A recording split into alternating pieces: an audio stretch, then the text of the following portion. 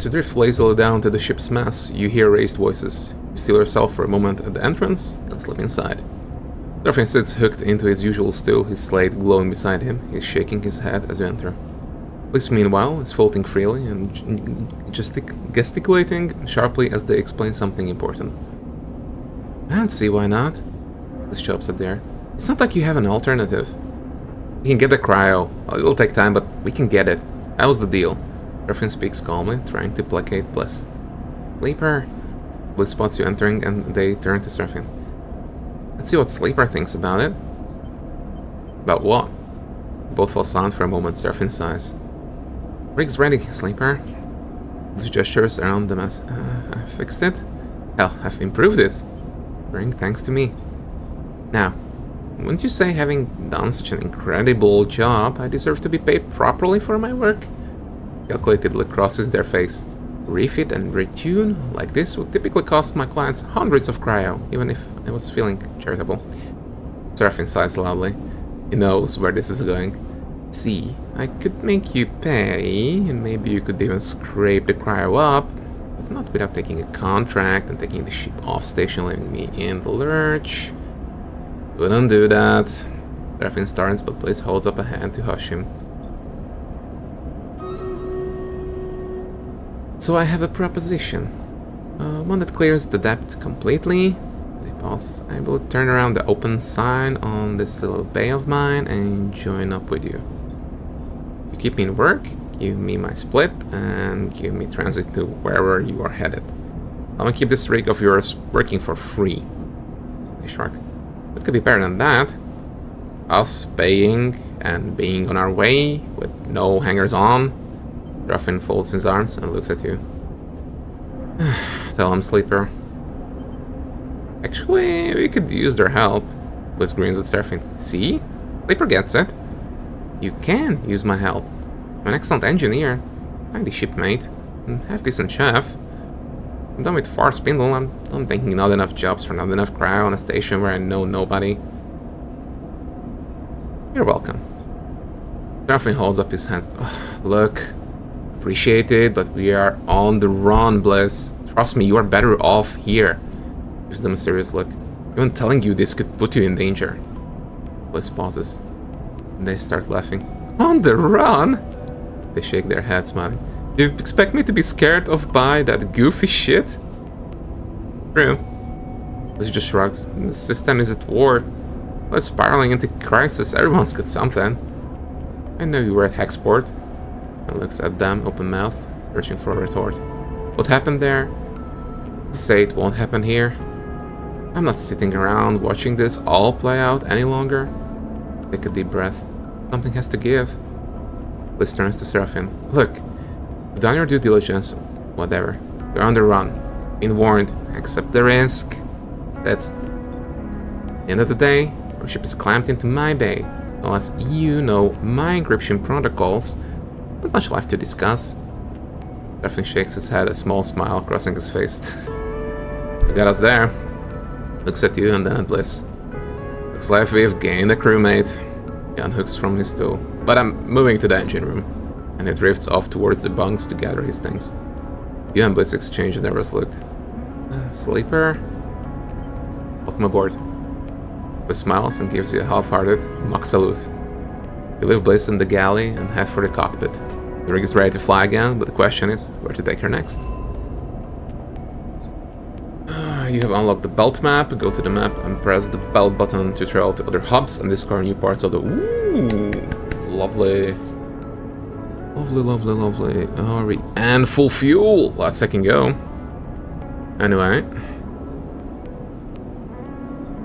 Belt.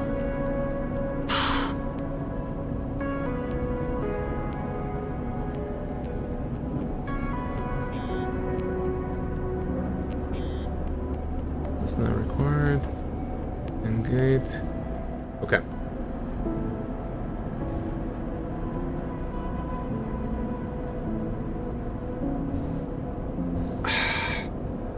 So I know that the Eugene would come with me on the ice rich asteroid already.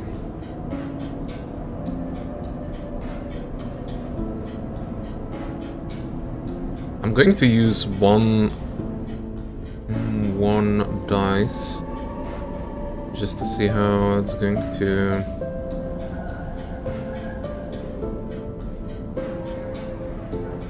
I'm going to use it here. There we go. Just to see how I'm going to. This is going to work. Okay, so let's go to get the ice rich asteroid because we can get Eugene for that as well.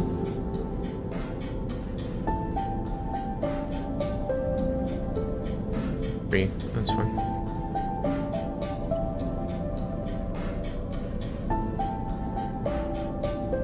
Yeah, Eugene and Bliss.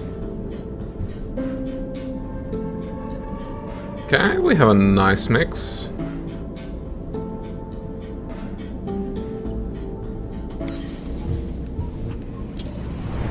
Nice mix of crew for that one.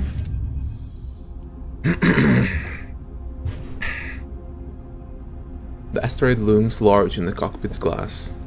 Light glints off of the sheet of surface ice, the same glint that must have caught Malik's attention while he was fleeing the Conway countermeasures damaged the, the springtide. There's been no sign of Conway drones or mines, but that doesn't stop Seraphim being cautious in his approach. You have to admit you found yourself searching the black void of space for a telltale blinking red beacon too. We're close enough to jump down to the surface. Seraphim locks down the engines. I don't see anything on the scope, but I'll keep her warm just in case. Thanks. He nods without looking up from the controls. They say we covered this snowblast fast. Eugene shrugs. The less time we're out here, the less likely we are to run into Conway left behind. Melts. Simple. Sure, Seraphim cuts in, but fast means messy, and messy means more damage to ice. We don't need to crack the shelf and lose half of the water we came to survey. You said anything about mess? Eugene stretches, unclipping from his seat. Fast and clean, winks at you. Easy. You unclip from your seat and kick off towards the airlock. The scale of the asteroid is troubling. Seraphim assured you on the journey here that surveying it would be easy enough. Just take a sample from the deep ice for testing. The problem is, he said, is getting down that deep. You'll have to cut away at the ice, dig yourself a hole, and doing so will create fractures in the shelf. The asteroid may be big, but it is held together with only a weak gravitational force. The more the ice is cracked away, the less there is for the far spindle to harvest. Something you doubt Malik will be happy about. You push the worry to the back of your mind and get suited up. Something on your mind? Bliss drifts up beside you, pulls a suit from the rack. Good job. I shrug. Don't want to jinx it, but it seems simple enough.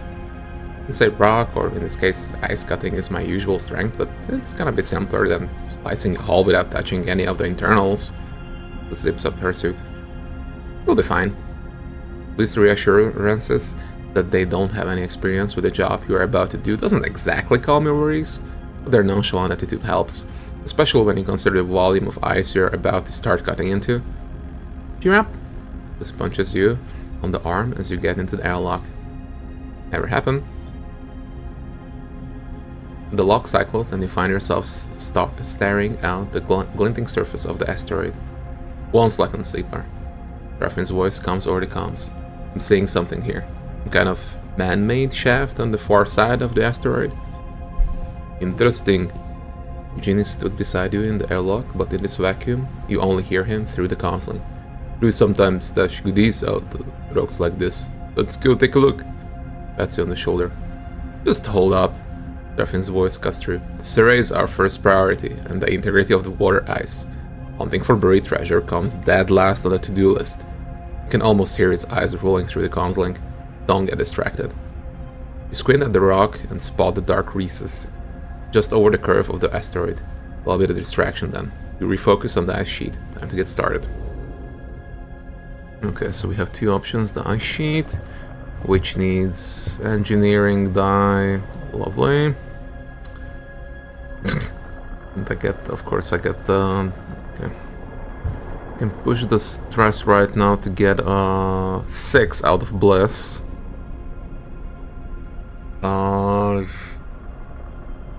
Sure, push it. Oh, both of you get up. Okay. Let's put that one.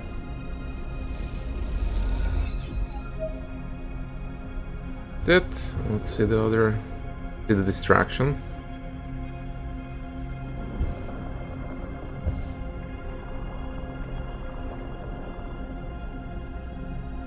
Okay. Fastest way to descend the shaft is to break away the ice clogging it, but if you aren't careful, you could damage the asteroid structure.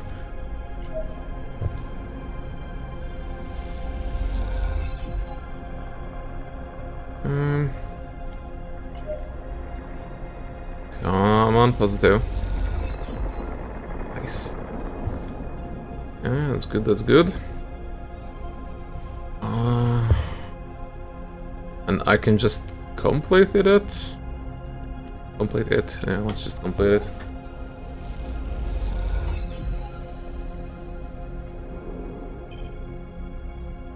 Derelict bunker.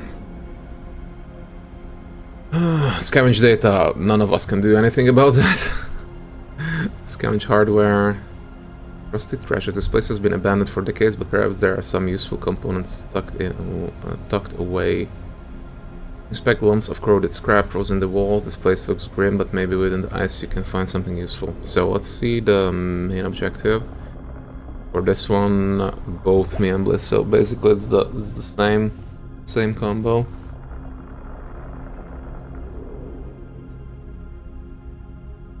Let's see. See what we can find. Yes. Way too lucky. Getting way too lucky. And what's that? That's Inuit. Yeah. I'm going to use my 5 and not Bliss's 5 because Intuit can be a thing that we need later. Neutral outcome, ice stress. Yep. Exactly. Want to break it away. Which means that we are going to slice away the ice. Okay, good. Neutral outcome, small stress, that's fine. Don't want to use the 3 here or there, both are risky, so end the cycle.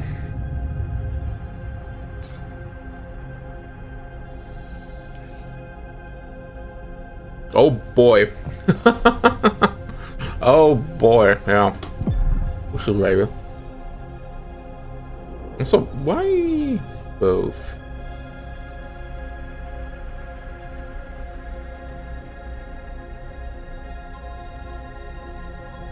I mean, it's phrased in such a way that, yeah. 4 and a 4 don't have great numbers here.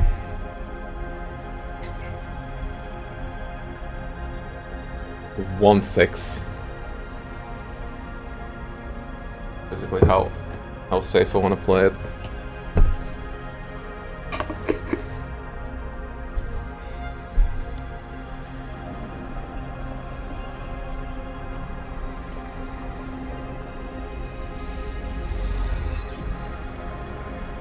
Okay, halfway there.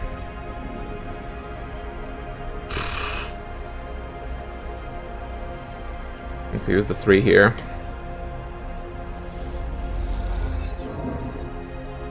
Negative outcome. Woo-wee.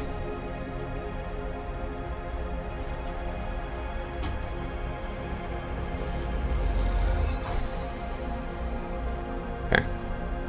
Fine. Get the rusted treasures. Oh, is this? Rare components. Nice. And I mean, go for the last time I can do it today. Anyway, nice. Good roll. Good roll.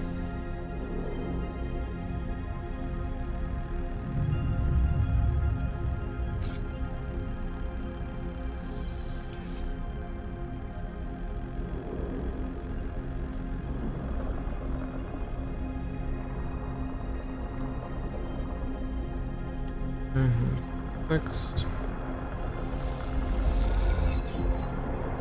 And a 5. Okay, enough. Hopefully win with a neutral outcome. Yep. Deep ice. Oh. Oh, extra core, so I have time to drill down into the deep ice and extract at the core of the asteroid's ice for testing the evaluation. Careful now. 1 second go.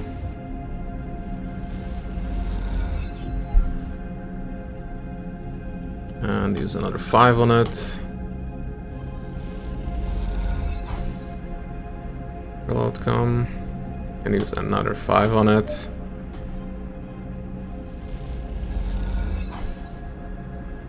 Real outcome. It's fine.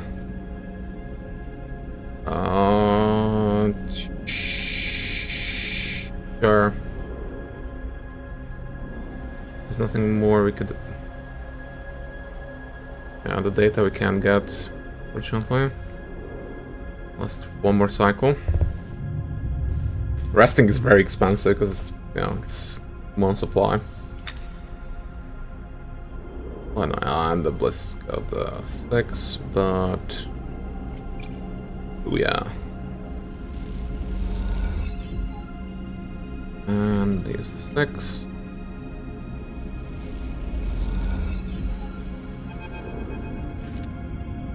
The sample core along and the weighty cylinder of cloudy ice comes up out of the borehole cleanly.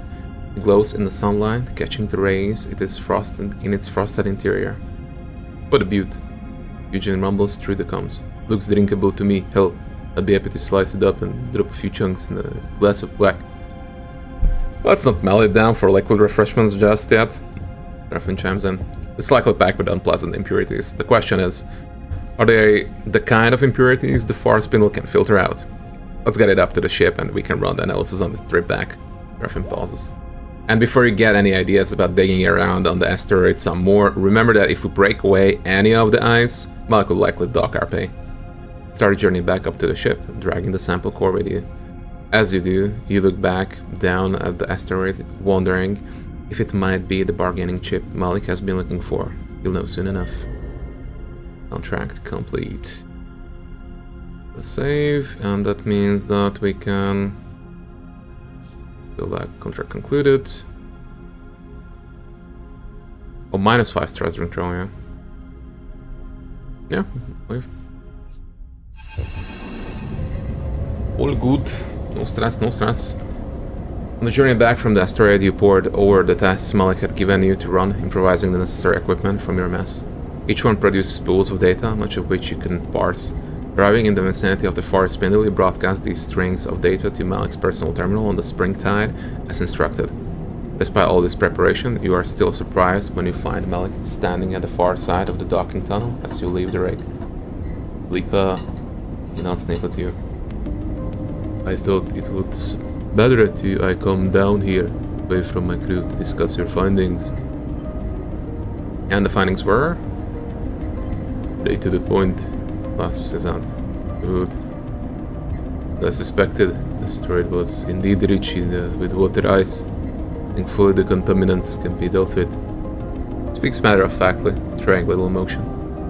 With the data you provided, you should be able to convince the Far Spindle administration of its worth. To payment then. Before I make payment, I would like to ask person if you saw anything else of consequence, anything to share with me that might affect my dealings with the Far Spindle. Folds his arms across his chest. I'd prefer not to have any surprises when they go to retrieve the water. There was a shaft. Interesting, Malik smiles. It is likely of no consequence, but if there is something of value there, it could play to my benefit. I will mention the potential of additional salvage to the Far Spindle administration. Given the data, it doesn't seem to have impacted the ice. Mike reaches into his pocket and produces a stack of crouchets bound carefully with a strip of paper. 250 Creo, as agreed. Take the chits and quickly tuck them away. With that, our business is concluded, Sleeper. Malik nods slightly.